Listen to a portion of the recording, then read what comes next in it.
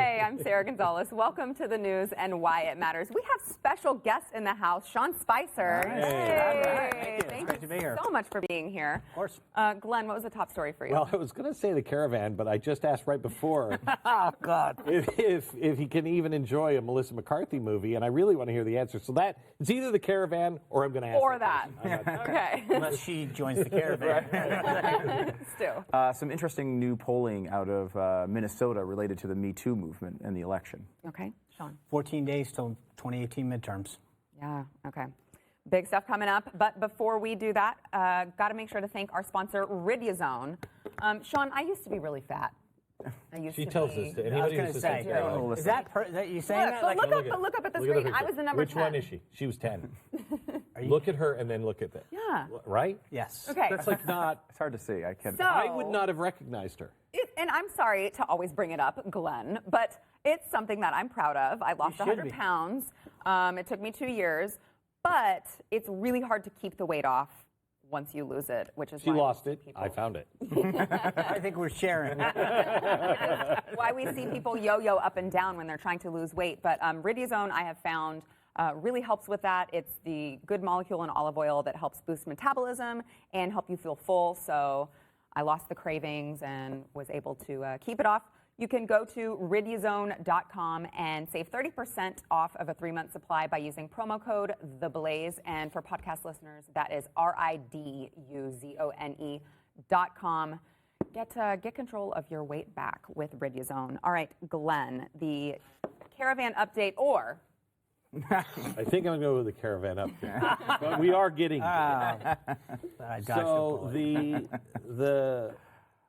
the confusing part of this story is we know who they are. We know where it started. We know why it started. It's a Marxist group that were protesting the fact that their president had been, ousted and kicked out. And so they've been trying to make all of these statements in the press and get some attention. And then somehow or another, this party, this group that is connected to Maduro and Castro, decide they want to come to America. Why? Why now? What are they looking for? And you're moving now 7,200 people, flagged with the Honduras flag at the front. That's an invasion. And I don't know about anybody else, but when we've invaded, let's say, Iraq, I remember we couldn't go in right away because we needed to stage supplies. How is it that this isn't a death march? They are now, if they walk, they are now, with driving occasionally, they are now 20 hours away from Mexico City. I don't know about you, but we're in Texas. You have to fly to Mexico City. It's still a long way away. How is this not a death march? How are you marching into a town and what? You're stopping at the 7-Eleven so we can all get water? Where's the water coming from? Where are you going to the bathroom? Where's the food? Who's paying for the trucks that they all seem to get into? And what to me the story is, why isn't the American press interested in this? How can this be going this long, and we don't know yet?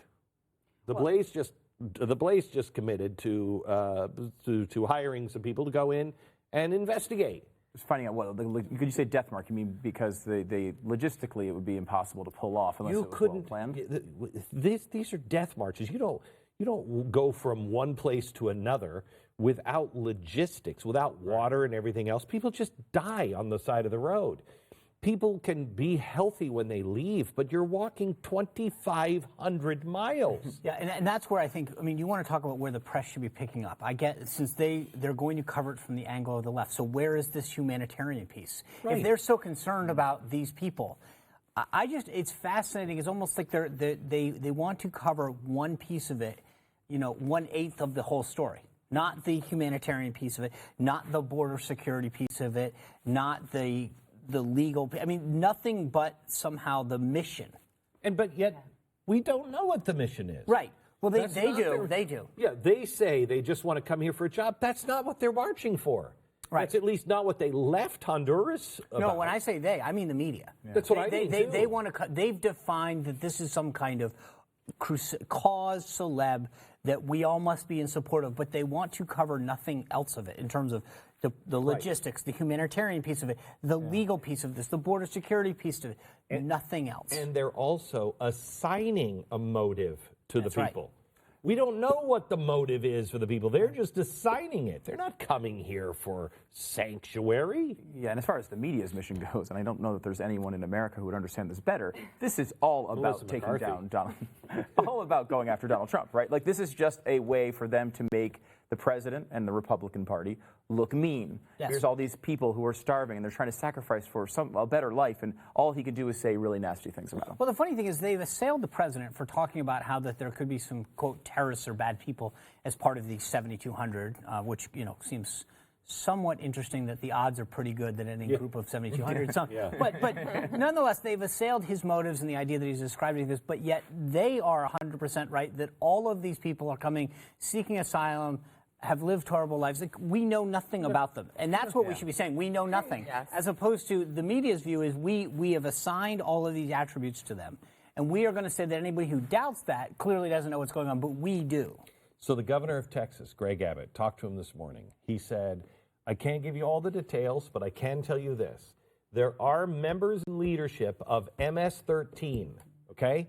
Now, what's MS-13? We know it's a violent gang. We know it's a gang that participates in gang rape. Now, somehow or another, it's wrong for me to say that these people have in their midst people who are gang rapists, but with absolutely no proof, I can call Kavanaugh that, and it's perfectly fine. That is amazing. I'd be interested to hear your opinion on this, because we were talking about this on the air today, and let's say this goes as planned, and these people what's the plan? Right, exactly. Well, the plan is to get to the border, right? So they get to the border, because there was some talk with Greg Abbott as well that Mexico's trying to step in. Maybe they're going to create some sort of humanitarian situation in Mexico, so this doesn't get to that point where these guys, 7,200 people at the border, and there's this big conflict. We were talking about this earlier. I don't know how you can manage this from a media perspective, because the media is going to show all these people in the best light possible, and our border guards and our National Guard in the worst light possible. If there is an incident, God forbid, where they have to use tear gas or whatever it is, it's going to look like a horrible riot that we caused. I said this when I was at Fox. The tactics that are being used with Israel and the Palestinians, Code Pink and everybody else is over there. They're going to use those same tactics on our border. Well, here it is. That's what it would look like. How do you message that when they're showing those images? Oh, I think it's not a question of messaging, because it doesn't matter what they say. I mean, the press is going to report it one way. I think part of it is they need to go back to what Glenn's saying a little bit, which is adopt their tactics, talk about the humanity of this, talk about the crisis and the logistics and support. You've got to fight kind with kind. Right, so they've got to start talking about how we're concerned about their well-being. We've got to protect our safety of our students, but argue it from a humanitarian safety on both sides of the border. We've got to protect our border for the safety and security of our people, and we've got to make sure that their safety and security is protected on their side, and look at it from that standpoint, because any other way you're going to lose. It's just a question of by how much. Do you think the average American would look at this, even with the media spin, and say, it's ludicrous that we should just allow 7,500. I think that this is where Glenn and I talked about this earlier, which is that the media, I think, in the case of Kavanaugh, missed the boat here. They overplayed their hand. I think they're doing the same here. They think that somehow that most Americans are sympathetic, and while we might be sympathetic as human beings to other people that are in economic plight or seeking refugee status because for political reasons or whatever, that's different than 7,200 people rushing your border. Even if Honduras was being shelled and these people were leaving because they were marked for death and it was a war zone, and they came to our border, I think Americans would say, wait a minute. This is a different story. Yes, let's let them in. Let's put them in a area. None of that's happening. These people just appeared. We only know that they are mad because their Marxist dictator was thrown out. who are these people? What do they want? Why are they? They're not singing American songs and oh, help us, America. They're burning American flags. That's right. I mean, these aren't people coming to our country like so many people from around the world because they want a better life. They're coming here to instill their values. They are not happy with us. I mean, it's amazing to me the way it's being covered because they are not here for peaceful purposes, not here because they want to be Americans and assimilate or they ascribe to the values of this country. They're here as a sign of protest almost. It's opposite. It's quite demanding So entry. when you look at this, Sean, and you see the president, honestly, you know where I stood on the president before because I didn't think he would actually do any of these things. This guy is dirt strong on a lot of stuff.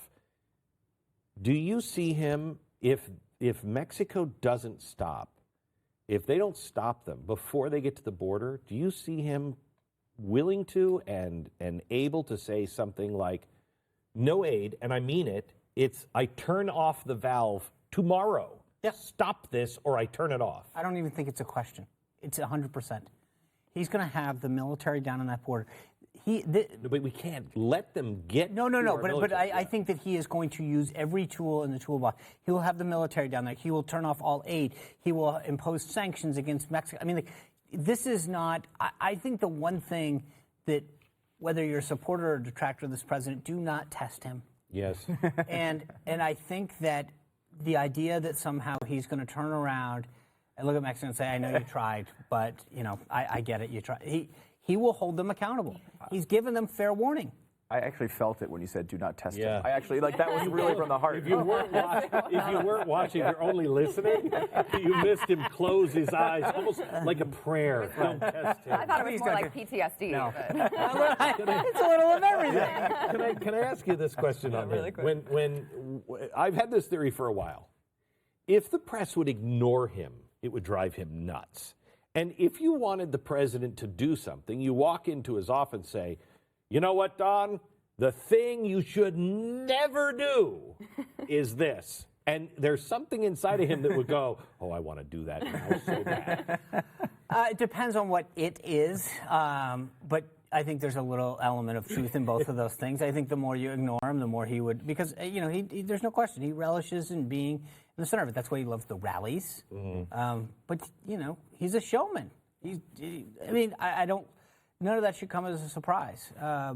And also, I think that you're right. I mean, the more you do never do the following. Don't touch this. Don't touch this. Don't look at red button. Yeah. All right. Before we get to all of this midterm talk, let's take a break. We'll be back. All right. So I have I have a serious question. Uh-oh.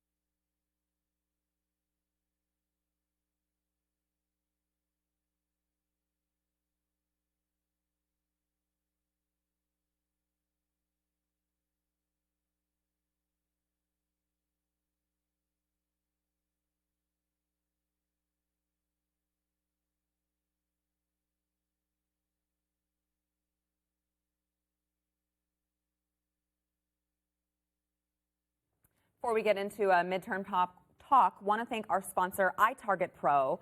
I have iTarget Pro on the way. I'm so excited to try it. It's the best. That's really cool. Yes. So, I'm a Glenn, tell Sean what it is. Well, I'm a shooter. Are you a shooter? I've 19 years in the military, so I've shot some weapons. Sure. Yeah, a couple here here or there. So trigger the trigger pull. That is trigger control is the most important thing. And everybody was like, dry fire. I hate it because I like to see what I'm actually doing. So iTarget Pro, you put it. It's like a little laser thing that you put inside as the bullet. You rack it and you shoot at a thing across the room. Yeah, here it is. And you shoot it across the room, and it registers right there on your iPhone. So it's amazing, and it's the best way. You're not blowing through a whole bunch of ammunition. You don't have to leave the comfort of your house. You don't have to wear ear protection, and you can do it in your living room. And it scares your daughter's dates. So you can save 10% right now with offer code NEWS. Just go to itargetpro.com. Save 10% with offer code NEWS. All right, I want to get into the midterm talk, and let's start with you, Sean, and I think that will kind of be an easy transition over to Stu's point. So midterms are coming up. 14 days. Yes. But who's counting? Yeah, right. So what are you thinking? I think that this blue wave, you've started to see this in the last 48 hours. Everybody's now backpedaling in the media, saying, well, it may not be as big as you want. Poll came out today, Heitkamp down 19 points in Indiana, North Dakota rather, Indiana, Donnelly's now down 4. I think race after race, Missouri with McCaskill versus Hawley, over and over again, these races continue to tighten. Washington Post did a story today that shows that the House has the same thing. And Pelosi goes out yesterday and says, well, I've never used the phrase blue wave. And she was calling for a blue tsunami. That's it, right. She never said blue wave. Yeah, that's right. And I think you're seeing this backpedaling as we get into these final days. The election gets galvanized for a lot of reasons, which we can go into. But people are now realizing in a way that I don't think I've seen in my adult life the importance of these midterms and maintaining the policies and results that have happened over the past 24 months. So I think, for me personally, I mean, before Kavanaugh, I wasn't like, living in Texas. I don't know, whatever. You know what I mean? My vote. Remember that Beto O'Rourke cruise race? That's going to be a nail biter. Yeah, oh yeah. Right up there with Wendy Davis. Yeah, I never bought into that. But anyway, so I was, I would always go out and vote, but I wasn't passionate.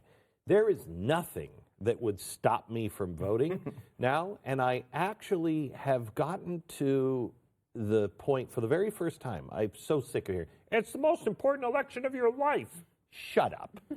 This time, for the first time, I'm actually feeling, because the masks have come off, we know who they are. They're saying end of capitalism, end of all of this stuff. End of, innocent until proven guilty. If this is a blue wave, this could be a game changer that alters the course of the country forever. I don't think there's any question about it. They've laid their cards on the table. They've talked about what they're going to do and what they're not going to do, right? They want to repeal the tax cuts. A lot of them want to impeach the president. They want to impeach Kavanaugh. They want to have endless investigations. I've joked before that C-SPAN's going to need a fourth channel. All you're going to do is talk about investigations. I mean, they're not going to name post offices.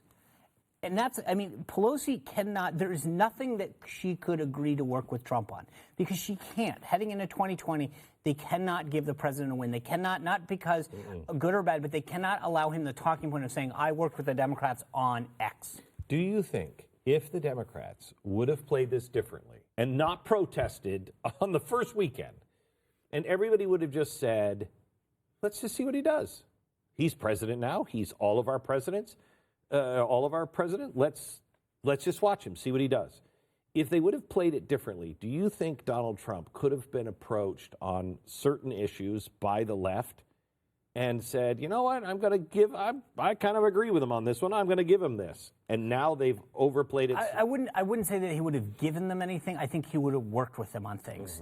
I think on tax reform in particular, you could have picked up a Manchin, a Donnelly. There's a couple of folks that you could have gotten on tax reform in particular. I'm one of the people that thinks that the infrastructure idea was a fool's errand to begin with for a variety of philosophical issues. Never was going anywhere. You had, beneath the surface, too many problems. But I do think that there are a couple areas where they probably could have found some common ground. Now, there's no way. There's nothing. Literally, you can't name a post office. They will disagree on the name and the font and the color, and that's just, I mean, there's nothing that they can agree on. I think the problem is even Pelosi understands pragmatically where they need to be governing-wise. The problem is that their base, the vocal minority of their base, keeps dragging them so far to the left that they kind of have to keep fumbling past each other to outdo each other to prove who's the most pure. And that's the biggest problem that we have right now for the Democrats, is that they have been the biggest helpers to the Republican Party. Oh, big time. Because by going so far to the left and trying to appease this mob, which is what it really is, they've lost the ability to talk about things on the side. I know. You can't do that. They've for most pragmatic traditional Democrats, they feel like the party is so far left them. I actually think you might have a turnout problem. You're talking about it with the Latino community now. I think the Democrats, as ironic as this may sound, may actually lose the enthusiasm gap by a big margin heading into the midterms, because a lot of these folks are saying, wow, they've now exposed who they really are. This isn't about fighting for workers' rights or environmental causes that we've cared about for so long. This is about impeachment and investigations. I don't know that I bought in on that if you're a traditional Democrat. And I think that they look at the Republicans, who have been focused on a pretty pragmatic agenda of economic growth, low unemployment, tearing down the deregulatory state. And they go, you know, I'm not sure I'm a Republican, but I kind of agree with that agenda. So when the dust settles, how many Republican senators are there? 55. 55. Yep. And I think if you call me and go, you were wrong, it's 56. you'll be okay with that? I'll be okay with that. But I think that the way it's going now, we got a 51-49 majority. Again, I actually think Florida's going to go Republican. Nelson, Governor Scott's going to beat incumbent Senator Nelson. I think there's no question that Indiana and North Dakota are in the bag. And then I think... You think Indiana's in the bag? I mean, North Dakota, 16 I agree with points. Yeah, but you can't blow Indiana, that lead. But Indiana, there's another story. I mean, that's... I think Indiana, it's up 4, but it's... Look, I've been in politics a long time. The trend is what matters. If you're fighting back, if you've got the lead and it's coming over you, that's not good. Right now, when you look at Indiana, it's continuing to move in the right direction. Donnelly keeps fading further and further back. You don't pick up that momentum going, you don't reverse the trend in the last 14 days. It just doesn't happen unless there's some kind of intervening incident or allegation that changes the tide. But that's a dramatic, sea change that doesn't just occur. So, and then I think you look at Missouri with McCaskill. I think Manchin's probably the safest of them all. But you look at Morrissey in the last couple of days. He's gotten that thing down close. It's going to be a question of, is there enough time on the clock for Morrissey to come over? But Manchin should have been a lot safer these. All of the 4 pickups the Democrats wanted. Nevada, I think we keep that. Heller continues to trend right. Tennessee, Marsha Blackburn's basically put this thing in the bag. She's just outside the margin of error, but that's been a big sea change. Arizona, McSally's a good candidate, and Sinema has literally said as many insulting things that you could possibly say. She's called them Lindsay Lohan. She's called them crazy. She's insulted single women. There's not a group that she hasn't found a way to insult. That one's out of the bag. And then Texas, which was where all the networks have sent correspondents down here talking about how this is going to be the watershed of moment, and this is where politics is going to change. I think Cruz wins well over 10 points. Well over. Well over. And the media so desperately wanted this to be the race. So we hold the 4 targets in the Senate that they thought they were going to pick up. And then I think we pick up between 3 and 5 races. What do you think happens in the House? In the House, I'm a little bit more concerned. I think we can keep it, but it's going to be a 1, 2, or 3 seat majority. But again, the thing that's so fascinating there, you look at Andy Barr in Kentucky, you look at Barbara Comstock, Virginia 10th District, all the races that they thought they had in the bag are continuing to trend back to the Republican side. The latest internal poll has Barbara up 1, Andy Barr now outside the margin of error. Minnesota 6 is trending away. That's a pickup for the Republicans, not a hold. I think Pennsylvania and California are 2 areas that concern me as far as where Republicans are holding back the dam water. And that's just a function of, in California, it's just a question of demographics. In Pennsylvania, you have the state Supreme Court. Not just, that redistricting is what happened every decennial, where this is a state Supreme Court intervening. Yes. That's a vastly different dynamic than has occurred normally and constitutionally. But that's, there's only so much you can fight back against. But still, you're optimistic because they say I am optimistic, and I think the history and the numbers are still against us. You have 44 members of the House of Representatives on the Republican side retiring. History is what it is. The Democrats are spending a tremendous amount, but I'm glad. I'm happy where the trend is right now. And it may not be pretty, and we may not know on election night, but I think we come out with 1 or 2 seat majority. So can I ask you, I know we have to break. When we come back, can I ask you, what does it mean to have a Democratic House? What does the next 12 to 24 months All right, let's go to break. Because I can't come up with...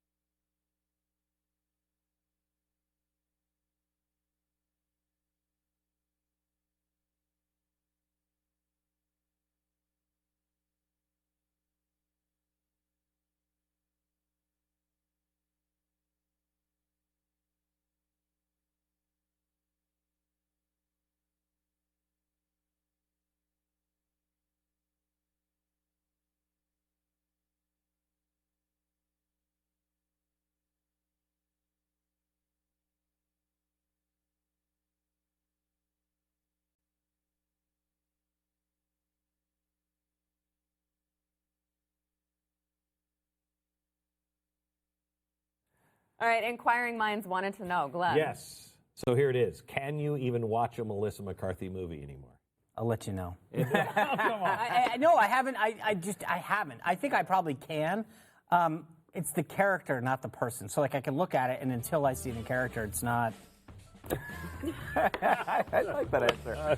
I do. Oh, man. All right. Well, we've got. Over it. I don't think she'd watch any of your movies. No. Got much more to get into. And over time, you can go there now by heading to On Demand at TheBlaze.com/TV. See you there.